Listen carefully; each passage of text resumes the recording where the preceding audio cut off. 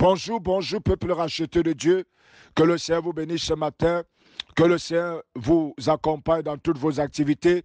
Que sa lumière luise sur votre sentier.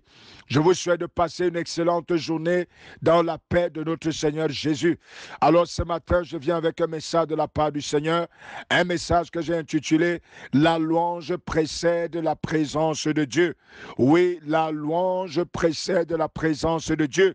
Bien-aimés, ce matin, nous sommes en train de parler de la louange et nous sommes en train de parler de la valeur que la louange doit avoir dans ton cœur. Nous sommes en train de vouloir te montrer, au-delà des paroles que nous avons l'habitude de prononcer, les véritables valeurs de la louange. Alléluia. Bien-aimés, lorsque nous considérons Dieu, lorsque nous regardons ce que la parole de Dieu nous enseigne, la parole de Dieu nous dit que notre Dieu est un roi. Et comme de coutume, lorsqu'un roi doit arriver quelque part, il est précédé par des personnes qui annoncent sa venue. Et bien aimé, ces personnes, quel est leur objectif? C'est de pouvoir dire la grandeur de ce roi qui arrive. C'est de pouvoir vanter les mérites de ce roi qui arrive. C'est de pouvoir dire à ceux qui sont là que le roi qui arrive, c'est un grand roi. Le roi qui arrive, c'est un roi puissant. Voici les œuvres qu'il a eu à réaliser dans le passé. Voici les œuvres qu'il a eu à faire. Bien aimé, pour préparer le chemin de ce roi, afin que tous ceux qui se retrouvent à cet endroit sachent que ce roi est un grand roi. Alléluia. Bien aimé, c'est bien ce que la louange fait. La louange, c'est déclarer les grandeurs de Dieu. C'est de proclamer ses œuvres. C'est de dire combien de fois ce Dieu est grand.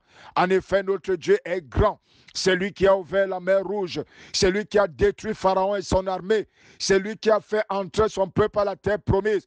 C'est lui qui a marché sur les eaux. Alléluia. Il est digne de louange. Et bien aimé, ce matin, je vais te dire une chose. La louange précède donc sa présence. Comme cet homme qui vient vanter les mérites de ce roi qui arrive. De la même manière, lorsque nous louons le Seigneur, nous vantons ses mérites. Nous proclamons sa grandeur. Nous proclamons ses œuvres grandioses. Et bien aimé, c'est une façon de lui dire, nous annonçons ta présence. Alléluia. Je vais dire à quelqu'un ce matin, pendant que tu es en train d'adorer le Seigneur, pendant que tu es en train de louer le Seigneur, tu es en train d'annoncer sa présence. Tu es en train de précéder sa présence. Tu es en train de dégager un parfum qui attirera sa présence. Parce que lorsqu'on annonce le grand roi, le roi des cieux, bien-aimé, ce roi descendra. Alléluia. Bien-aimé, je vais t'encourager ce matin en te disant que lorsque tu loues le Seigneur, ce n'est pas une vaine chose. C'est une œuvre puissante que tu réalises. Tu annonces la grandeur de ce roi.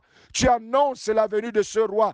Et bien-aimé, il viendra. Alléluia. Je prophétise ce jour, pendant que tu seras en train de le louer, d'un cœur joyeux, d'un cœur enchanté. Il viendra te visiter au nom puissant du Seigneur Jésus.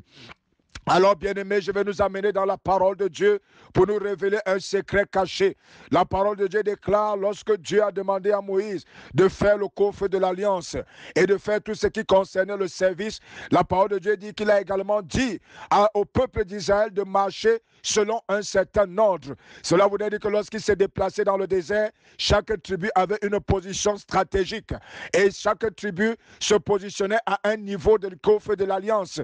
Et bien aimé, la parole de Dieu nous enseigne que pendant qu'ils étaient en train d'évoluer, Dieu avait demandé à Moïse de demander à la tribu de Juda de se placer devant le coffre de l'Alliance.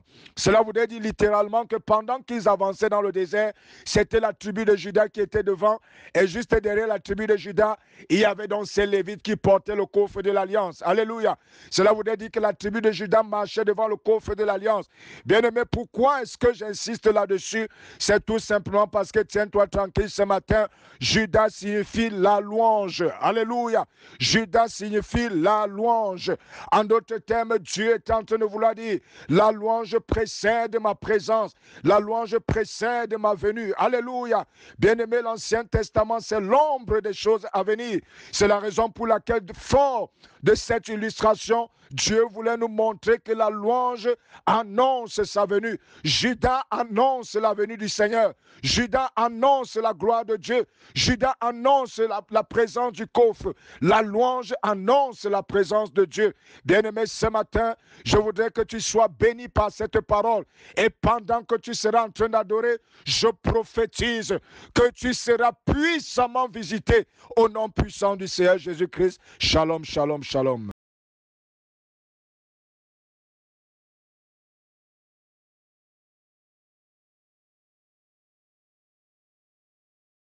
Thank you.